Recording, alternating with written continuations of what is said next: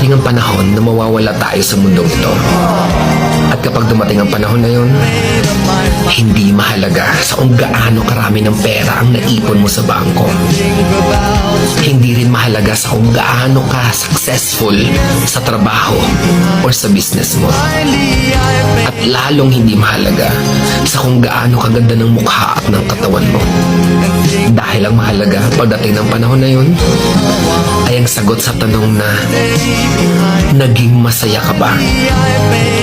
Nagawa mo ba ang kagustuhan ng puso mo kahit pag-gaano ka malito sa mata ng mundo? Dahil sa huli naman, ikaw naman magdadala ng mga memories na yon sa libingan mo.